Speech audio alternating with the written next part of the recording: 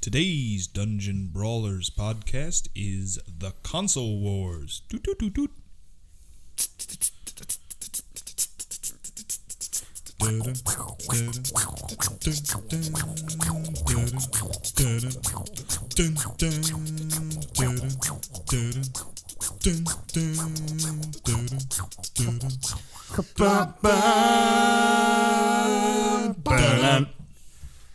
Welcome to another edition of the Dungeon Brawlers podcast. I am your host, Frank. Alongside me again is Patrick.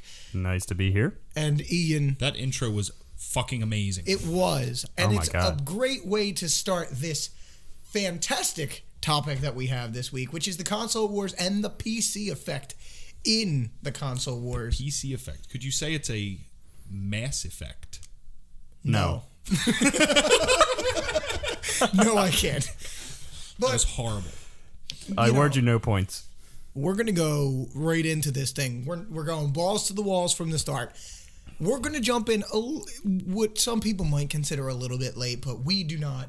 The real birth of the console era was with the Nintendo or the Famicom in Japan, which was 1983, if I'm not mistaken. It's often credited as the saving or the rebirth of video games. The industry crashed previously with the early wave of home computers, like the Ataris and the ColecoVisions and all that. Television, all of those. And people generally thought, after the whole E.T. debacle, that's kind of like the poster child for everything. It's basically the poster child for shovelware. Yeah, Literally, that's what killed that entire market, is simply the fact that there were so many games coming out and there was absolutely no quality control whatsoever on anything. Because literally anybody could, and it's not like there weren't other uncertified games being made afterwards, but there was a big turning point, and it was with Nintendo bringing out the Nintendo Entertainment System, the original Famicom. Yeah, now something that for you guys to, just to give you a little bit of history on this, I just explained this to these guys, and it's a very interesting story when it comes to Nintendo. Now, Nintendo used to do like card games, and they did the LED or the LCD games like Game & Watch and things of that nature. But when they finally went into the Famicom, they decided that, when they were marketing it to the United States, going to Nintendo, they were trying to sell it store to store, but they really couldn't get it out there. Nobody really wanted to buy it. And they eventually aligned themselves with Worldwide Toys or World of Wonder Toys, the people who made Teddy Ruxpin. That's the best way I could describe it. If you know what Teddy Ruxpin is. The Worlds of Wonder. Worlds of Wonder Toys. Worlds of Wonder. Now, Teddy Ruxpin was the biggest toy at that time. And basically the way they set it up was they aligned themselves by going, okay, we're going to give them a portion of what we make off of the Nintendo consoles so that they'll help us get it into the stores. So whenever, like a Toys R Us or whatever store it was going to buy the Nintendo, they told them, okay, or the Teddy Ruxpin, they went, okay, if you're going to buy this, you have to buy 500 Nintendo or NES units with it, which got it into the stores. And eventually it became the phenomenon while they just fell apart, which is it's just incredible to think that they were, when you think about it, I remember my sister having a Teddy Ruxpin and just thinking that this small company that nobody really knew who they were in the United States completely destroyed everything that they worked towards. Everything that they were doing is gone. In a way. I mean, I wouldn't say that they destroyed their franchise, but it changed what kids were looking for. Because the Nintendo Entertainment System gave you something completely different. Instead of being just this small toy that you could play with, you had hundreds of options of, okay, I could play Mario, or I could play Duck Hunt, or I could play 1943. The options were endless, and that's what made the Nintendo so appealing once people finally got a piece of it. Well, on the flip side, I think people commonly point to Rob the Robot, and let's not pretend two here. games that he had. Rob was terrible. He had what? Gyro? Rob's games were bad. It was Gyromite and Stacker. Stacker, yes. I think they were the only. I can't. There were remember only two games. Yeah. But people point to Rob for his relevance in the revival of gaming, and it's not because Rob was a particularly useful accessory to the Nintendo, but it was all about marketing. And previously, these video game machines were marketed as home computers. They can do games and everything. And And the Nintendo succeeded, I think, because people were burnt out on this shovelware, this shitware coming out for these home computers that everybody and their grandmother was releasing, and Nintendo came out as a toy. Yeah, that's exactly it. They came out and said, "This is what we do. We give you games. That's it. We're not going to lie to you and give you anything else. We make games for your children to play. Yeah. It's something that your kids will enjoy." And sure enough, it's kind of a rebranding. You kind of need it when the consumer base is burnt out. Yeah, it's completely burnt out on a particular product. Yeah. So in 1985, the world changed in North America by the sale of the Nintendo Entertainment System.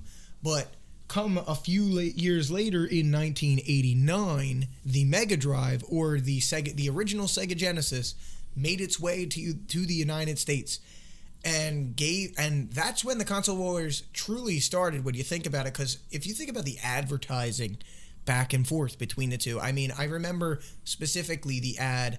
Sega does what Nintendo don't. That's really the poster for everything like that. That was the console war right there. Sega does what Nintendo don't. And then they later had like the Sega CD and all that, which we'll get to. But there was, are you waiting for Nintendo to make a Sega CD? Yeah. They made it sound so cool, and they took huge jabs at each other. Oh, definitely. Mm-hmm. And the thing was, another thing that that Sega used to boast a lot is they used to come out there and say to you, well, look, you can play the Nintendo, or you could play the Sega Genesis, which has 16-bit. It's better looking. It's stronger. It's a more powerful system than what you can get out of the NES. The keyword is blast processing, which really it was like it's kind of a contentious thing. Like everybody's saying, like, does it exist? Does it not? It's really a marketing term for the technology in there. Well, I sold mine to Ian last week for $15. $15. It was the best $15 I ever spent. Now, apparently, blast processing actually, what is it? RAM optimization. It's something like that. There actually is something technical. At the core of it, that it does. What blast processing really was, I think, like people dispute this. Like, I don't think there's one correct answer. Yeah. Maybe there is. I don't know. But if you compare the consoles, the Super Nintendo was mostly the more powerful console, except in one department, and that was pure processor speed. Where the Sega Genesis was approximately twice as powerful.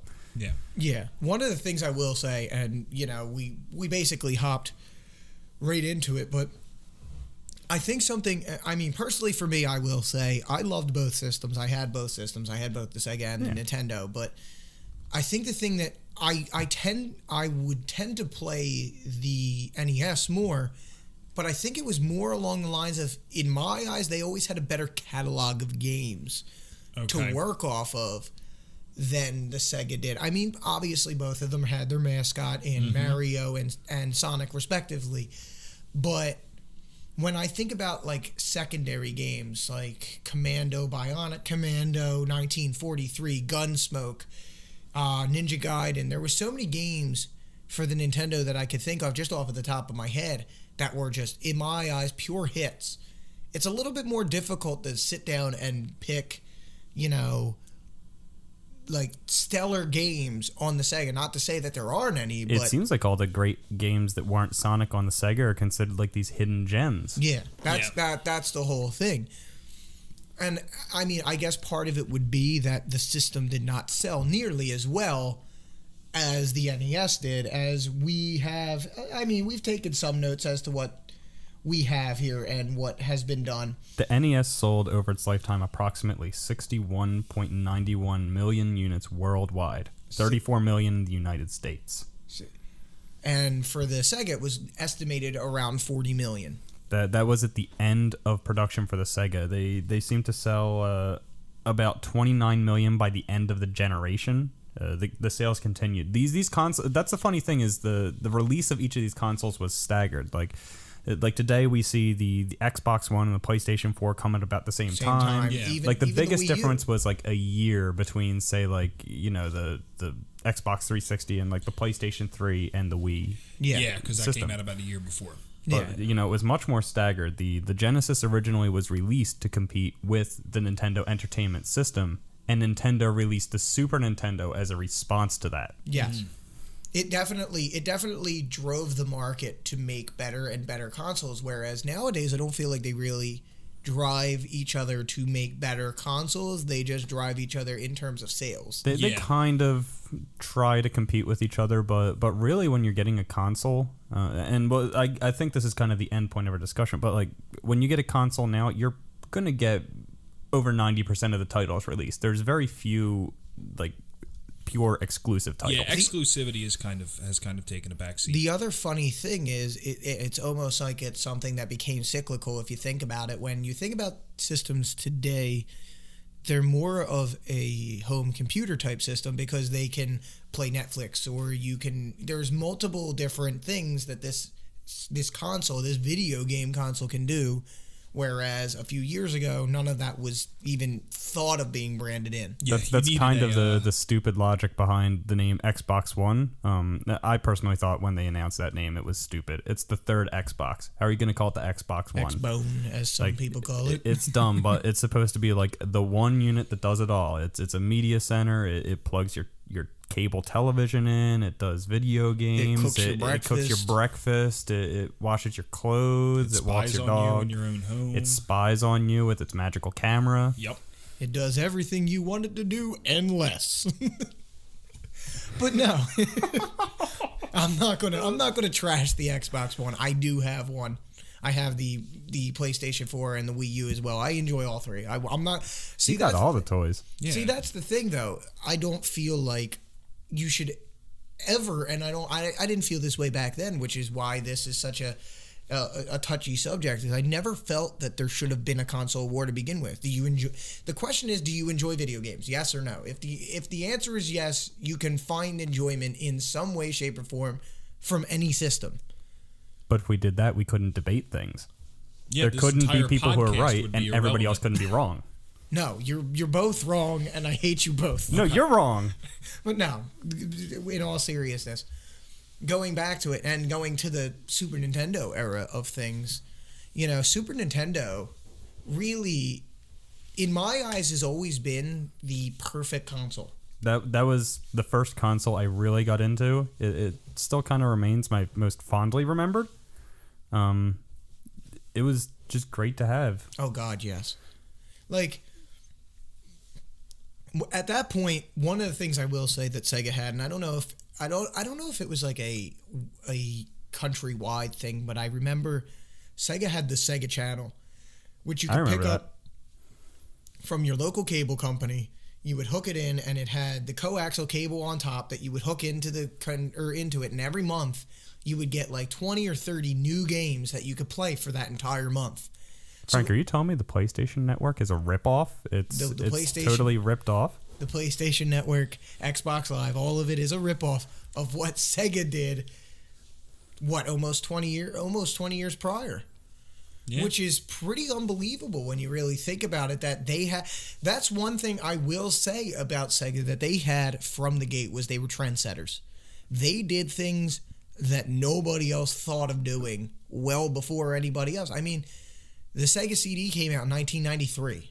Mm-hmm. In 1993, they moved on to the format that we currently use for gaming, and except that we're sort of the precursor. It didn't really hit mainstream in America until the original PlayStation that came out, like 96, 97? I believe it was 96. I can fact check that real quick. They were years ahead of their time, but it was impressive. I remember seeing the Sega Channel coming out, and a friend had it, and that was kind of the thing as a Super Nintendo having kid. It was always. The Sega people always had these neat, impressive toys. They added the Sega CD. Oh my God, I wish I had that. And the Sega 32X. Like, oh man, they're getting like the latest, most coolest games, and I've still got my dumb toy. Pat, you couldn't play Night Trap. Does that horrify you and make you very disappointed? Now, it came out in 1994, by the way, the PlayStation. Oh my. It doesn't seem like it was that long ago, though. It doesn't really feel like the original PlayStation's 20 years old. It makes me feel old thinking that the PlayStation's 20 years old. The PlayStation can drink in another year. Yeah. Oh no. But no. Xbox, go home. You're drunk. And then a few years later, at that point, it seemed like the war Sega was kind of falling out of the war at that point. By the time PlayStation came into this, it seemed like Sega was starting to kind of fall out and people were saying they didn't really keep in touch with what the crowd wanted or whatever reasons they gave at that time, that Sega was just kind of falling out of the public eye. And the Sega Dreamcast came out, and to me, that system really did set the bar for everything today. You would think maybe if they marketed it better, or like they were more careful about the reason. This is all hindsight. Yeah. But if they had done things differently, would that have? 2020. Oh, sorry. Thanks, Dave. But if they were more careful about the release, maybe it would have competed better, because a lot of people feel that was a better console than its contemporaries. I 100% agree. I mean, I believe it came out in 98. And I don't think the PlayStation 2 came out. If you could check that, when the PlayStation 2 came out. I want to say 2000. Yeah. I think it was 2000. So they had a full 2 years before anybody even came close to what they were doing.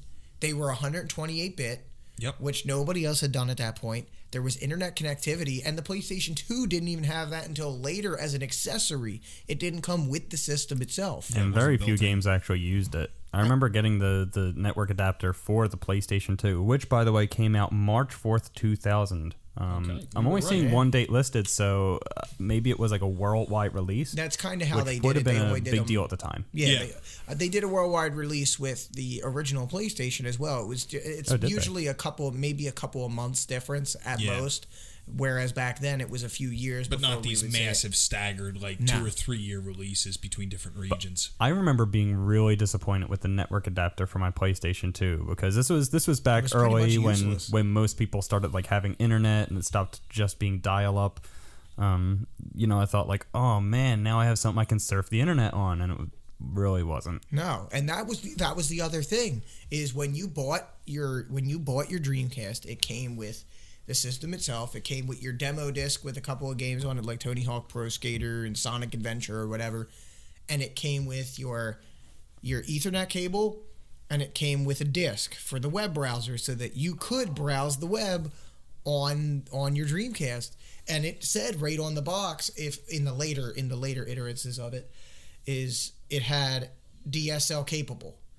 And to think that this system was there before we were even there, it's just the thought of how progressive Sega was. But somehow, and my personal thought process on it was their catalog of games at that point was what kind of just did it in for Sega. Beside that, and between that and poor marketing, they just kind of fell out of the fold, and that was the end of Sega. I would love to still see Sega as the contender that it was, and doing another system just to see what they would bring to the table. It is wild, though, that marketing was initially what made Sega so great, and that was kind of its undoing. I guess this is a case of the flame that burns twice as bright burns out twice as fast. Mm-hmm. I mean, when you think about it, there wasn't a lot of games on the Dreamcast that you could think of that were true hits. I mean, everybody knew Crazy Taxi, but Crazy Taxi was also the arcade game. I mean, it had a couple of Sonic games that were a departure from what people really knew the franchise for. Yeah, it was the first 3D. It did not transition the same way Mario did. No. If you remember, Mario 64 felt a lot like the other Marios. You jumped across platforms and you saved the princess, but the Sonic Adventure games felt so different. I can say the Sonic Adventure games were good. The ones that they've come out with since then have not been so good. It's been a you can look at Sonic or trend. Shadow the Hedgehog or Sonic 06 as some of the worst games that have ever been invented. But with Mario, it's kind of crazy when you think about it, because I honestly cannot think of a single Mario game, including Sunshine. Sunshine was not a stellar game by any means, but it was not a bad game. I mean, personally, I loved Sunshine, but I think that the GameCube era in general for Nintendo is really underrated. Oh, I agree. Just as we were talking about with the Dreamcast, I think the Dreamcast was underrated. When we were at the game store last week, which we're going into our personal lives here, but who cares? That was a business trip. We went to a game store called the Game Junkie. If you live in the Pennsylvania area, it's in Glenside, PA. and it's one of the coolest stores. You should definitely check it out. There are very cool people there as well, so it's definitely something you should check out. But they had a game called Time Stalkers for the Dreamcast, and I was asking these guys, I'm like, have you ever heard of this game? And neither of them have ever heard of it. Nope. And one of the things that made me fall in love with that game, and I forgot to mention it when we were talking that day, is it was the first game that had, I can't think of one before it really, that had procedurally generated dungeons in a console game. That's how it worked. I would actually did that. It was procedurally generated dungeons in that game in that time period, which is what made me love the game. You could go back over and over again and have a different experience every single time. So what you're saying is Minecraft is a ripoff. Everything's a ripoff. Nothing new under the sun. Nothing. But yeah, if you don't mind jumping back, Go ahead. I think that a big thing, like Mario's appeal has always been generally the same. He doesn't say, has Mario ever said anything? Yeah. Yeah. Does It's he? me. He said it at the beginning of Super Mario 64. It's me, Mario. Aside from like a couple of small catchphrases though, like has he actually had lines in any games? If I mean, Spoken voice acting wise, no. But if you, well, actually, no. He doesn't say anything in Super Mario RPG either. He's pretty much a silent protagonist. That's true. He is. What about Paper Mario? I don't think he said anything because he's the main character. Paper Mario, he doesn't really say anything, and he doesn't say anything in like the Mario Luigi Superstar Saga and games of that nature either. So what you're saying is that Valve ripped off the idea for Gordon Freeman from Mario. Everything. If you take anything from Today's this podcast, Dungeon Brawlers is ripoffs. Ripoffs. Everything in gaming is a ripoff. But Mario. whereas Sonic, like he was initially marketed as you know like this more extreme mascot. Like he was he had awesome. a TV show He did it all. where he was eating chili dog. I guess Mario talked on the TV show, but let's maybe No, because that was Captain Lou Albano. Who played him in the Super Mario Brothers movie? Oh no! Why did you bring that up? Yeah, why would you? What's wrong with you? I had to. It was. Do you hate No, you us, didn't. Ian? You're fired. I know. I'm sorry. I didn't mean for this moment of total recall to happen. General Speaking of apologies, cringeworthy so- things, and this might be an unpopular opinion, but I thought that the dialogue and the script and the story in the Sonic Adventure games, like for the Dreamcast, sounded like it was written and recorded by 8-year-olds. Oh, Like the game should have been drawn in crayon. Yeah. Well, on top of that too, the other thing that always drives me nuts is I think the whole Sonic cycle concept is one of the most amazing things I've ever seen in my life because it's completely true. It's fans get excited for a new game, they start revealing some details, and then the next thing you know, Sonic has 10 new animated friends joining him on his next game. yeah. And I remember thinking, like, I actually remember playing, did Sonic Adventure 2 get a cross-platform? No, I believe Sonic Adventure 2 was still just for the Dreamcast. Okay, I played one of those Sonic Adventure games on But I think they were GameCube. later released in like they may have the been. collector's packs. Yeah, they might have done something like that because I remember playing like Mega Man and compilations. stuff too. But yeah, I even remember playing that and thinking like the gameplay was pretty solid. It wasn't that bad, but at the same time, the as Pat said, the story was utterly atrocious, and it's only going downhill from No, there. that's the thing. I mean, I thought the gameplay of them was very good, Yeah. and that's what I enjoyed about it. But the story, obviously, the story was not very good. I mean, the story should have never been a factor that should have been added too much into a Sonic game to begin with. Like the story in those games, like the most Collect emeralds, stop Robotnik. the most detailed it ever got was in Sonic 3 with Sonic 3 and Knuckles, where like they gestured at each other, and Knuckles was there as like a defender of the emeralds, so he was Sonic's enemy. Yeah. And then he kind of turns and becomes your friend when he realizes that Robotnik is the bad guy. Yeah. But that was the furthest they ever really went. Did somebody do this recently? They were doing, they were plugging in Sonic and Knuckles into Sonic and Knuckles until cartridges. They to see saw long how it many could they could go. get. They got up to 14, I think, before the structural integrity really threatened the project. Because you brought up the game, I had to bring that up. So, but going Ian, back, you were correct. Sonic Adventure 2 was released on the GameCube and is now available on various digital distributions. really? Okay. I actually didn't know that. I only had it for the Dreamcast. But when you think Well, about now it, you know. Now I know, and knowing is half the battle. Let's go buy Sonic Adventure 2 on a digital distribution platform and just stream a Let's Play of the cutscenes. Oh, God. My thing is this though, when when I think about the Dreamcast, and we'll actually go back to like the SNES and everything in a moment, but when I think about the Dreamcast, name, honestly, the two of you, I know you didn't have the Dreamcast, but can you name 3 games that are not the Sonic games off the top of your head that were for the Dreamcast? Seaman. Seaman, Soul Calibur, Soul Calibur, Quake 3. Oh, wow. You did your research, Ian. No, I just remember Quake 3 because it was one of the games you could play online. Crazy Taxi. I knew that because Frank said it. That was released, I believe, on multiple platforms. Is my answer a ripoff? Ready to Rumble Boxing was one. Yes. Ready to rumble. Shenmue is always a game. I mean, it's a critically acclaimed game. I never played it, but I do know some people that fondly look back on it. Oh, it's a fantastic game. The only thing you have to be able to get past is the voice acting is horrible, but it's horrible in such a way that it's charming and you enjoy it. Yeah. Perhaps the same can be said of all video games. Exactly. Just like that. How about Soul Calibur? Soul Calibur, you said that. Quake 3. Did I? Oh my god. You said Soul Calibur and Quake 3. I completely forgot And I said Seaman. that already. I said Seaman. Pat said Seaman. Pat said Seaman. So I at least remembered that. Thanks for ripping me off. But like I said, Time Splitters, Skies of Arcadia is Oh shit, Time Splitters. or Time Stalkers, not Time Time Splitters. Stalkers. I was about to say, Time Splitters was on the Dreamcast? No, Time Stalkers. Awesome. I was worried that PlayStation ripped that off. PlayStation did. But Skies of Arcadia, which I've always considered to be one of the best JRPG style games outside of Square Enix ever created. But there were a lot of good games. It's just that they never got the exposure that something on PlayStation or Nintendo 64 were getting. I mean, I remember thousands of commercials for Castlevania 64, for Mario 64, for Crash of Bandicoot, for Ocarina of Time. There were a ton of commercials for PlayStation and Nintendo, but nothing really going on with Sega at that point.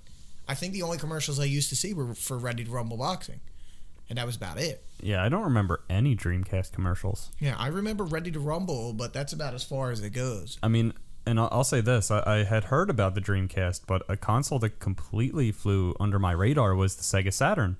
Yeah. Like, did that even exist? Did I imagine that? The only reason I knew the Sega Saturn existed back in the day was because my aunt and uncle bought one for my cousin. And I think I played the original Tomb Raider on their Sega Saturn one day. That and this crazy game where you were like a nutcracker on like a little quest or something. I can't even begin to tell you what this game is called. I can't wait to play Nutcracker on a little quest. Look that up, Pat. Nutcracker on a little quest. Maybe we'll find something. It doesn't exist. It's probably just something I made up. All right, we're going to have to go to the House Theater of Chicago to find it. But no, going back, I don't think there was really any marketing for the Saturn at all. No. I read a thing about it and how like they kind of the marketing became very disjointed In for Sega at that EGM? point. Was it EGM? In Electronic Gaming Monthly? No, this was more recently. Okay. But there was a disjointed marketing campaign. It was like it's really cool to look at now, but at the time you can see it didn't have mass appeal. It continued the sort of extreme marketing Sega had, like this is great and intense and crazy that seemed to work at least initially for Genesis. But the other thing too was, and this is another case of Sega was too early to the race. The Sega Saturn was one of the first to bring 3D gaming into the home. But the problem was that they apparently hitched their horse to I had the Sega CD.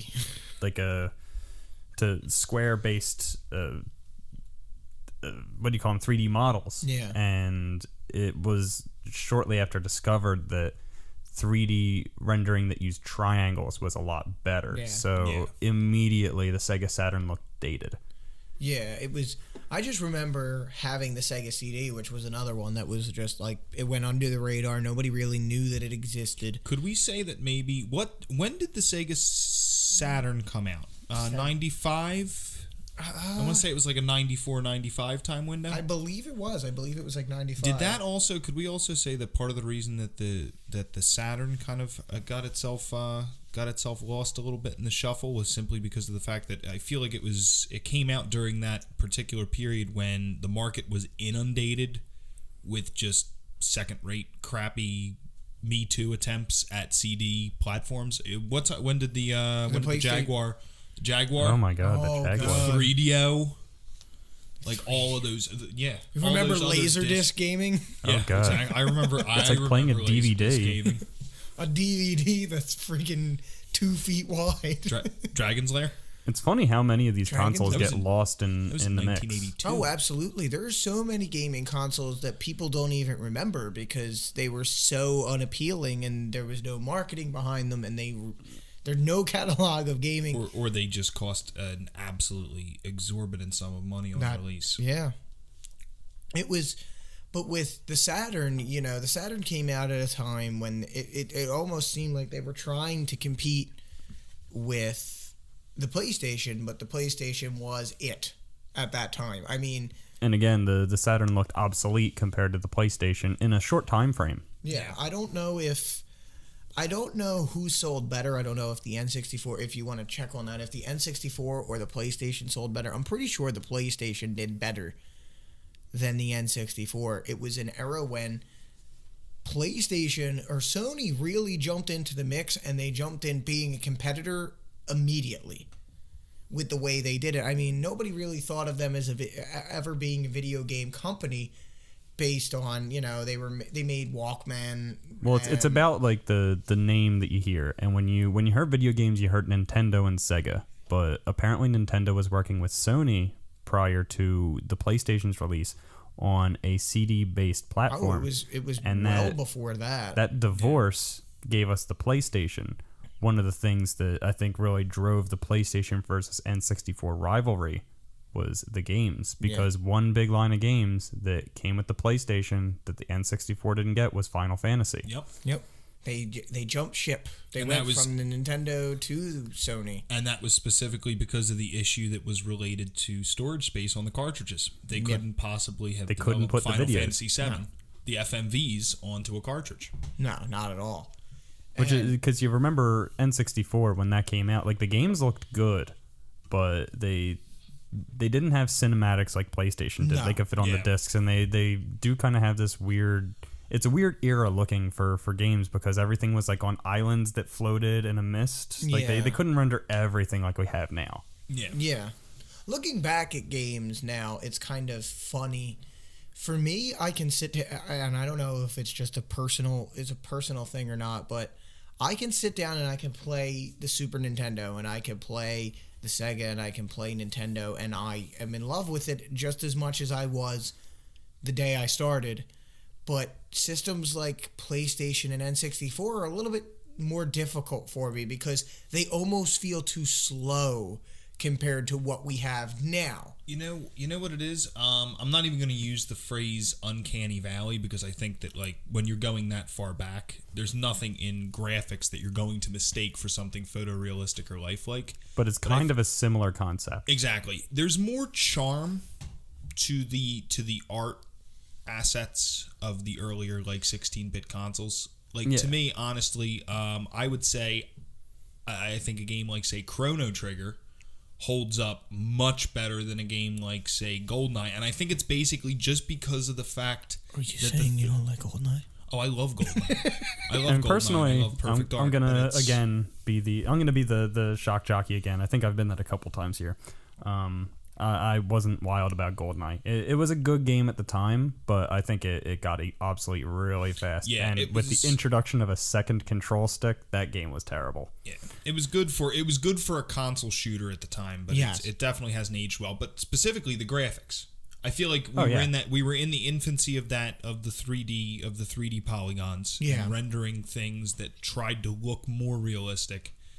And I feel like it ultimately it suffered a little bit. But then you got to look at something like this, and this was maybe my major pet peeve and why I turned to the PlayStation, being that I was the Sony guy, or being the Nintendo guy as long as I was, when the PlayStation came out, I kind of jumped ship from Nintendo to Sony. And I think, funny enough, one of the main reasons why, for me, had nothing to do with the graphics or anything like that. It had everything to do with the controller. I could not stand the Nintendo 64 controller. It seems so ill-designed.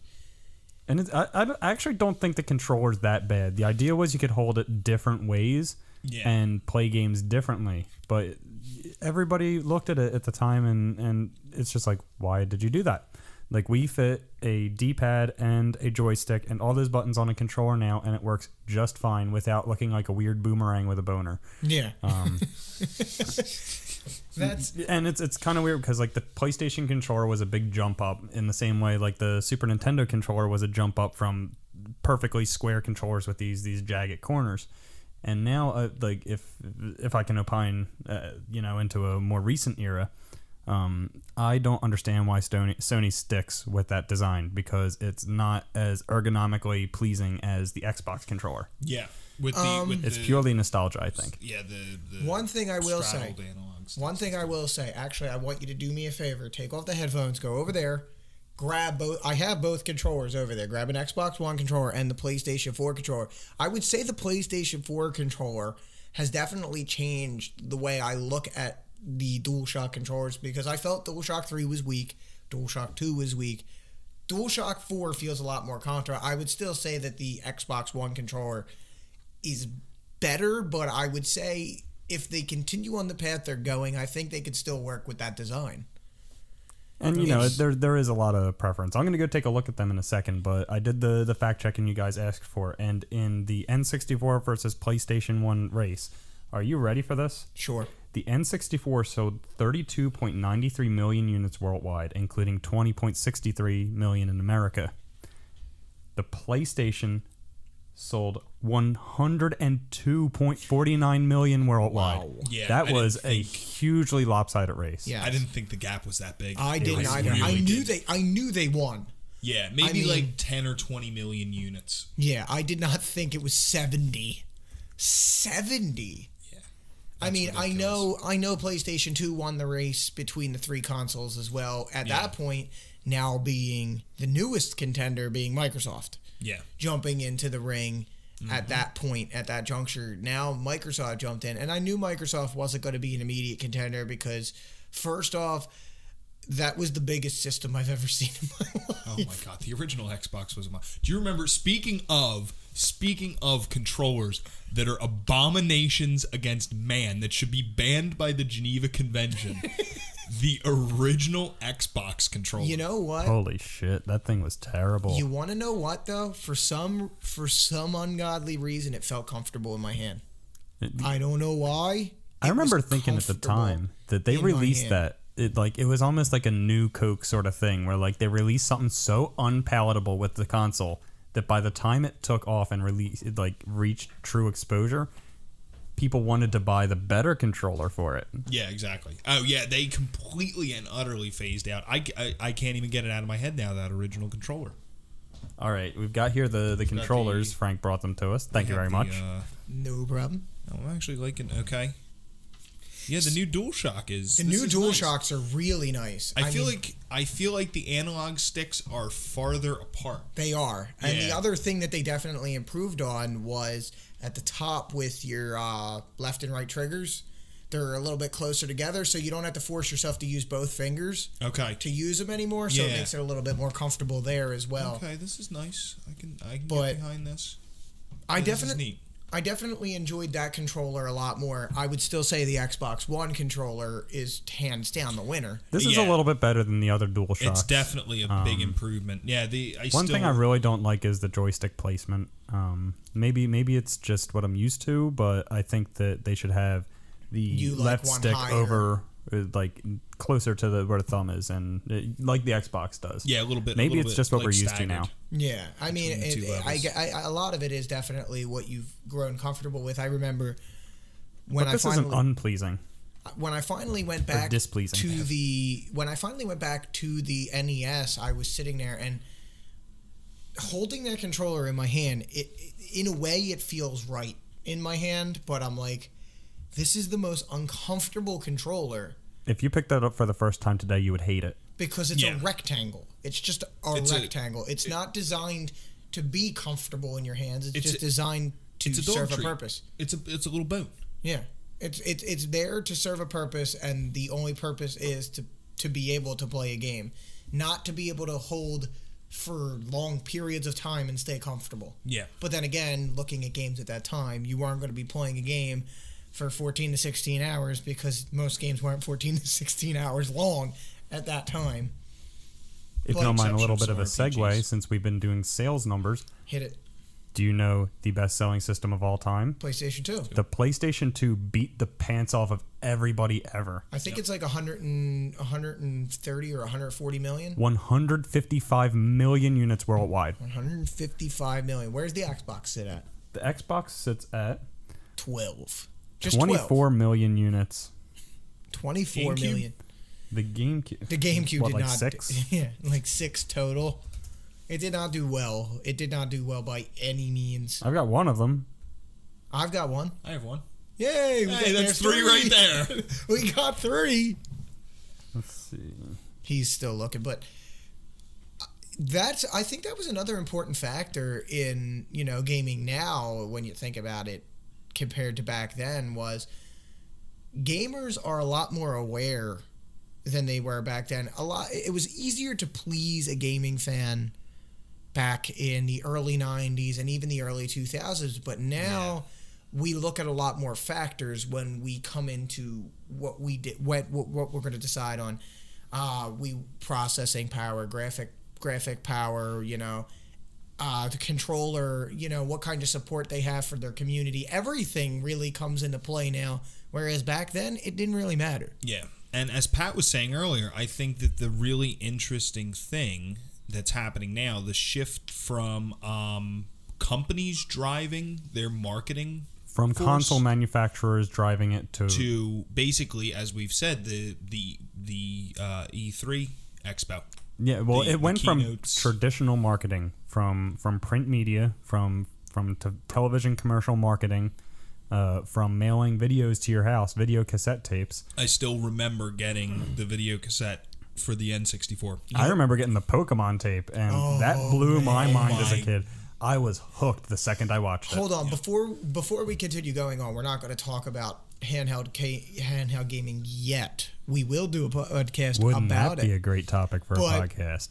What was a more brilliant marketing ploy than Pokemon? It came out simultaneously with the television show so that you never missed a beat in that game.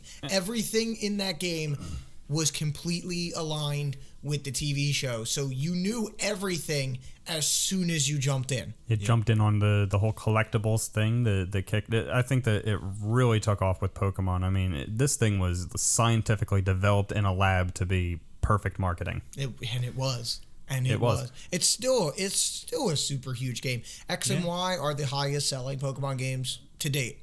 So I think that speaks volumes right there. Speaking of sales, the numbers are in. The GameCube sold 22 million units worldwide. Wow, So pretty close to the Xbox. Yeah. But the PlayStation 2 beat the ever-loving pants off of everybody. While we're at it, I think it's worth mentioning the longest run for any console, I believe, was the Nintendo Entertainment System, which ran for about 20 years. Yeah. No other console touches that. Yeah. No. Well, we were talking about that earlier. Were they still, because they were still offering replacement parts? Well, up until I've actually got a story about that. It was about 2 years ago. I was playing my Nintendo and I was having trouble. I was putting my games in. I wasn't getting anything. I was getting blue screen, yellow screen. The common theme of when the system's not working.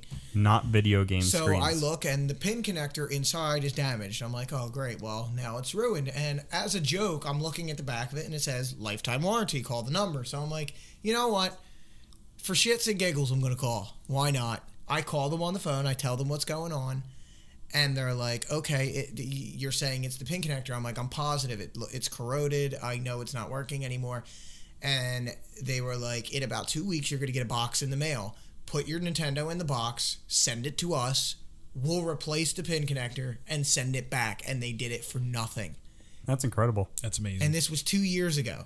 So you're thinking, That's an incredible. But they told me on the phone at that point they were getting ready to discontinue doing that for the Nintendo at that point. And from what I understand, the only reason they were going to discontinue support is because they literally did not have manufactured parts in reserve anymore. They don't. Like that's they the don't, only reason. That's what they told. did it. That's what they actually told me. They're like, we don't make the pin connectors anymore. We don't know anywhere that makes the pin connectors. So that's just where it stands. If they were still making them, then obviously they would still do it. I'm In short, positive. the only reason they don't is because they can't. Yeah. Yeah. That's it. And That's impressive. that's something that I don't think any other system and any other company can ever say. That is. Do you want to hear my amazing mail-in story from one of my consoles? Not really, but we'll humor you. I mailed in my Xbox 360 like 3 times because it just kept getting. Kept getting the red ring errors. Did they make you pay $99 every time? No, what's amazing is actually I managed to skirt the barely skirt under the warranty each and every time. Like they actually did replace it, but it's really funny because eventually I remember the one time my warranty had expired, and I was like, well, I'm obviously going to have to either pay a replacement cost or I'm going to have to pay to have it repaired. And it turns out that that was at the point where somebody was filing a class action lawsuit against Microsoft for the failure rate of the Xbox 360. So I called them, I think it broke down, and I called them the next week, and they're like, yeah, we're legally obligated to fix this. I'm like, yes. I just remember, a lot of the problems with the Red Ring of Death was overheating issues, and it was basically that the thermal paste on the GPU was shit. And do you remember people talking about how they put their Xbox 360s in the oven to reset the solder to get it to work? Yep. How crazy do you have to be to put a console in the oven, idiots? See, for me, I did it this way, and it was my first Xbox that actually worked. Was when I got the Red Ring of Death, I did that, and I put it in. I wrapped my entire Xbox in towels so that it couldn't breathe, and it overheated. And then it would turn off, and it reset the solder, and it worked. That's an interesting idea. I remember what I did. My original PlayStation. I threw it out the window. The PSX. I mean, that's not that far off. No. What I did was I was getting a disk read error. I would put it in, and it would go to the You can pour it. The GUI. You can pour it. Just pour your damn drink in. He's drinking Johnny Walker, and that's this fine. Podcast brought to you by Johnny Walker Red Label. We're but okay yeah, with my original PlayStation stopped working. It stopped reading discs. So what I did was I took it outside and I threw it in the street and I had my friend run over it and I didn't get disc read errors anymore. Well, no, I would imagine not. I'm sure it fixed the problem. I ran into the same problem with my PS2, but I managed to sell that one. Well, my thing was, and let's go into the era that we're in now. Or let's actually go to, it's part of the new era, but actually, it's turning into the previous generation, which was the PlayStation 3, Xbox 360, and the Nintendo Wii. Now, we all know the Nintendo Wii was by far the best seller of that generation, despite not having the content that was needed to live up to the hype that came with the console. The content, or honestly, the hardware power. It That was definitely too. already behind the curve by the time it came out. Not that Nintendo was trying to edge into that market. They were actually Definitely marketing appealing. it not as a competitor, but as an alternative. Yes. And Which I don't know what also that means, but as an alternative and an innovator an innovator. by bringing in the motion gaming, which was something that was it wasn't completely new. Let's go back to the activator for the Sega. Activator. Which did an not work innovator. at all. Are you saying that Nintendo ripped off the Power Glove? How could Did they? Nintendo rip off Nintendo? It's so bad. But let's talk about marketing done wrong, which we can do from the previous generation, which was the PlayStation 3. Well, I mean, I think that we Completely. started to segue into this before, and I think we kind of dropped off of it. $599. But whereas previously the traditional media was where they waged the war, which we are now all grizzled veterans of. Yes. The current era, we are Lost my arm up to the elbow, replaced with a power glove. it's so bad. But It's mangled. but yeah, It doesn't work worth shit. instead There's of a that reason stuff, we don't 'cause do people, video. not everybody watches TV. There's a lot more internet. It's a little more spread out. But games are bigger than games have gotten bigger than they've ever been. And Absolutely. now we seek the marketing. And the really where this war is waged is at E3. It's at their own keynotes, the Microsoft keynote, the Nintendo Direct, and it's, I don't know, it's a little bit different, but it's sort of the same. And needless to say, every year somebody seems to have some awful presentation. Honestly, I don't think anybody was as bad as PlayStation was with the 3. I don't know, the Xbone presentation was pretty bad. TV, Call of Duty, Call of Duty, TV. Here's the thing. Xbox is going to be the next water cooler. See, here's the thing, though. They were pushing what they thought was going to be the selling factor for the Xbox at that time. Yeah. PlayStation was just a disaster. Was that the 2006 press conference? Yes. The most important $599. The most important thing to remember, and I will take this to my grave. I think I'm going to put this on my tombstone. Genji 2 was an action game. Based on real Japanese history. Being based on Japanese history, the game also features battles which actually took place in ancient Japan. Now, all together, now here's this giant enemy crab. That has to, and then don't forget real-time weapon switching. All right, I've said this to you guys. Real-time weapon I gotta switching, put this out there. Does real time actually mean anything? They say real time weapon change, which means when you press the weapon change button, it changed weapons right then. See, to me, what I've always thought real-time weapon switching would be what it would take for somebody, like, for example, if I had a gun on my back and I had a pistol in my hand, the time it would take me to put the pistol away and take the gun off my back, that is in real time. How long it would take me to do it is how real time would act. To make it seem more suspenseful or, urgent or whatever word realistic. But in terms of marketing, real time seems to mean instant or like right away, or you couldn't they? I don't just know. said It's like this glass. It's like this glass of scotch has real time sipping action. It does. You put it up to your lips and you get scotch. Real time inebriation. Brought to you by Johnny Walker. But then on top of that, you give a price point of $600. Excuse me, it was $599. I'm sorry, $599. And they weren't the first ones to do it, but they're probably the first successful console to hit that price point. Here's the thing, though. They were not a successful console at first. It took price changes. It took a lot of different iterations of the system as well in order for the PlayStation 3 to become a successful console. Because I know a lot of its sales came in the back half of its life. Yeah, definitely. Isn't that kind of odd? Because in the previous generation, the PlayStation sold so well early on, and it carried through the whole time. But really, the Xbox didn't take off until later. And I think it's around when Halo 2 came out that then people started to get interested in the original Xbox. Yeah. Yeah, I would definitely agree with that.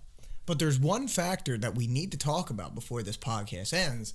And that's, we were talking about the console wars and we're talking about the various consoles. But at this point, there's not really a console war as much as there is a console versus PC war. There's a changing landscape, and I don't even know if it's just console versus PC so much as there is no difference between any platform. Like, all the games are coming out on everything. Cross-platform is something that was not available back in the older generations of systems. Nowadays, you can pick up it's like Final Fantasy shit teen on every system. It would be an utter shock if Call of Duty didn't come out on both consoles now. Well, it comes out on all three consoles. It comes out on all three Wait, there's consoles. A third one? Oh, right, Nintendo. The Call of Duty Black Ops 2 is on all three consoles and the PC as well. Is Advanced Warfare...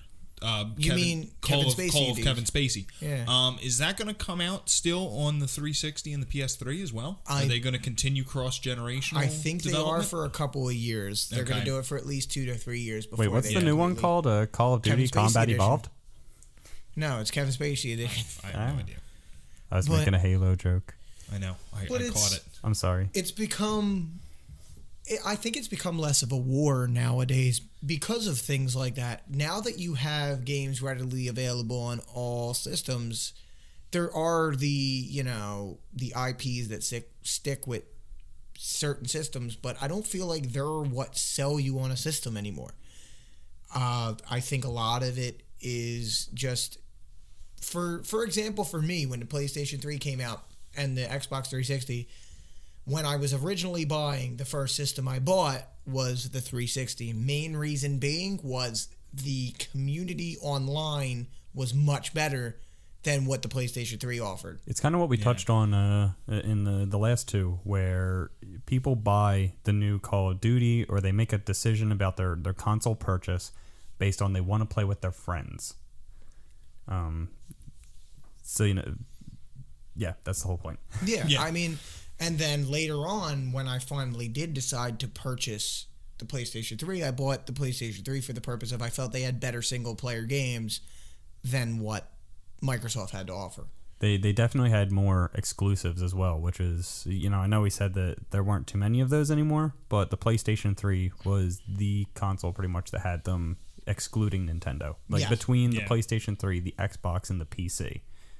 That was the whole thing. It's become less of a war as to which console is best, and it's what console best suits you now. It's become less of a war of the consoles and more of a war of the consumer of what's best for you as a consumer. Because everything has everything now. Yeah. It seems like. Yeah, there's slight nuances. One console might have a different. I remember the big thing when the PS3 was out was the difference in the CPU architecture. Yeah. Sony spent all that money introducing the Cell processor, which was the main CPU supported by a bunch of mini cores. Yeah, which was a brilliant idea. Mm-hmm. Yeah, there's all kinds of little nuances. There's different ways that they offer things, but honestly, it's kind of becoming. At this point, it's kind of homogenizing and just becoming. Yeah, that's a good word. Even with the dollar word here. I know. That's great. But I think that two things really contribute to that. And it's, number one, internet capability. And number two is USB.